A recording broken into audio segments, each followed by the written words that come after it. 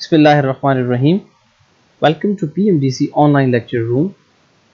Dear students, in the previous videos we have discussed about the genetic terminologies, law of segregation and law of independent assortment in detail.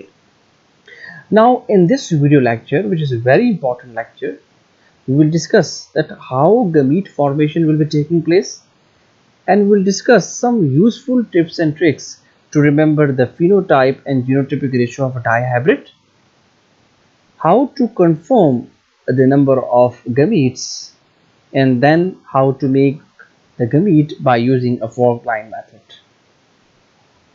So the first question is, find out the number of gametes if a cross consisting of two different characters. अगर दो मुख्तलिफ किस्म के characters हैं तो हमारे पास number of gametes कितने होंगे. So capital R, small r, capital Y and small y. So the capital R and small r, this actually control the seed shape, and capital Y and small y that actually control the seed color. So there are two different characters.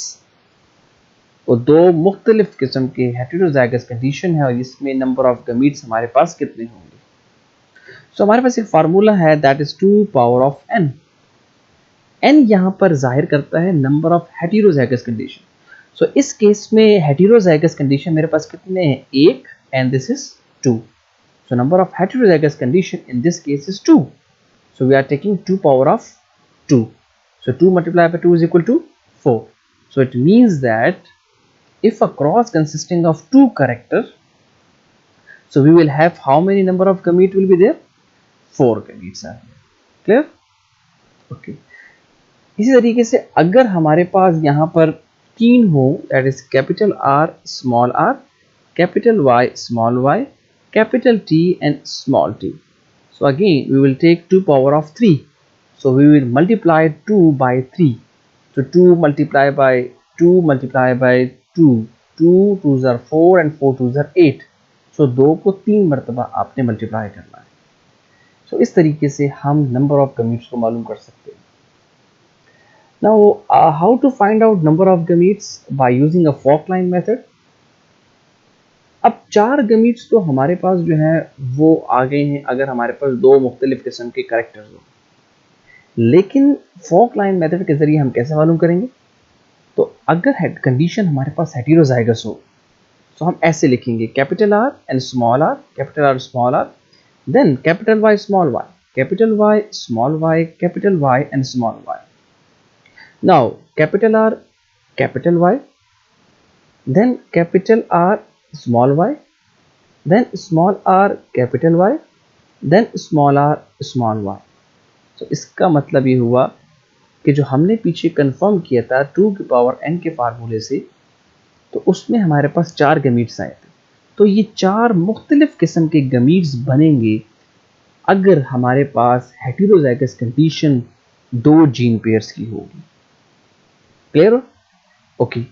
Now case number 2 हमारे पास ये है. This is your exercise MCQ number 5, that how many different kinds of gametes will be formed by an individual who is heterozygous for 4 gene pairs.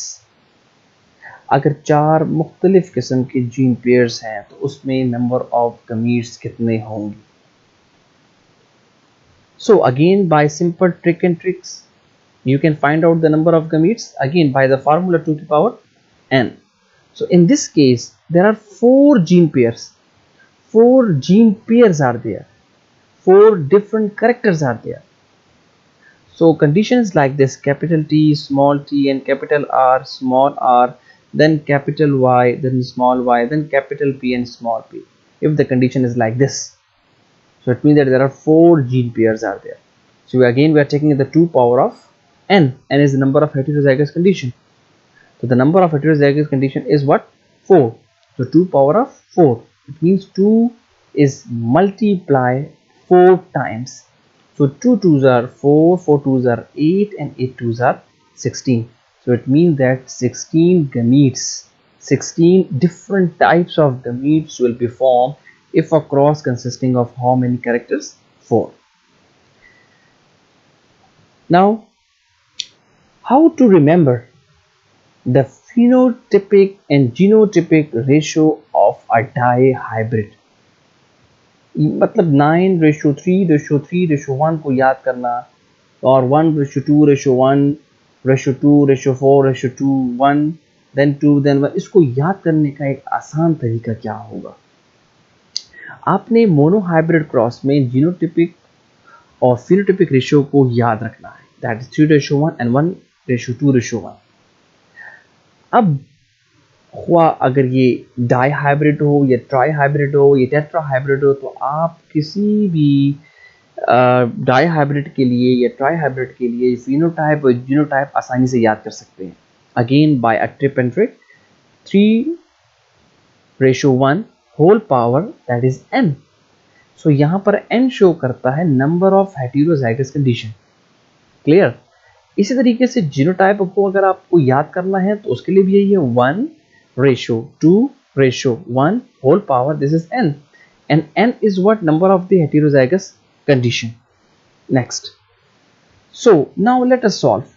In case of dihybrid, मतलब dihybrid के case में हमारे पास दो मुख्तलिफ किस्म के characters होते हैं, तो the heterozygous condition in this case हमारे पास क्या है? 2. एक हमारे पास सीट की शेप है और एक सीट का कलर है, तो हमारे पास हेटेरोजाइगस कंडीशन हमारे पास कितनी है? 2 है. तो अगर हमें डाईहाइब्रिड की फिनोटाइपिक रेशियो मालूम करनी है तो हमने मोनोहाइब्रिड की फिनोटाइपिक रेशियो लिखनी होगी. 3:1 whole power is n. So n मैंने आपको बताया नंबर ऑफ हेटेरोजाइगस कंडीशन है. यहाँ हेटेरोजाइगस कंडीशन कितनी है मेरे पास? 2. तो हमने यहाँ पर 2 लिख लिया. इस 2 का मतलब ये है कि 3:1 मल्टीप्लाई बाय 3:1. अब आप इसको मल्टीप्लाई कर रहे हैं. 3 3s are 9, then 3 1s are 3, then 3 1s are 3, then 1 1s are 1.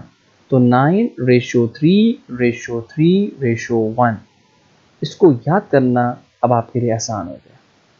इसी तरीके से अगर आपने डाई हाइब्रिड क्रॉस को जीनोटिपिक रेशियो को याद करने के लिए आपने भी यही टिप एंड ट्रिक को आजमाना है. ठीक है. 1:2:1 होल पावर क्या आ जाएगा मेरे पास? n. n is number of heterozygous condition, so n number of heterozygous condition is 2, so 1:2:1 whole power is 2. It means that 1:2:1 multiplied by 1:2:1, so it means that 1 1s are 1, 1 2s are 2, 1 1s are 1. Clear? Again 2 1s are 2, then 2 2s are 4, 2 1s are 2, then 1 1s are 1, 1 2s are 2, 1 1s are 1. तो ये है आपके पास genotype ratio of dihybrid. तो इस तरीके से आप dihybrid की फिनोटाइपिक और जीनोटाइपिक रेशियो को याद कर सकते हैं. यही चीज़ें जो हैं वो आप ईटा के लिए इम्पॉर्टेंट है. चंद ही सेकंड्स में आप इन MCQs को हल कर सकते हैं. Clear? Thank you so much. Thank you.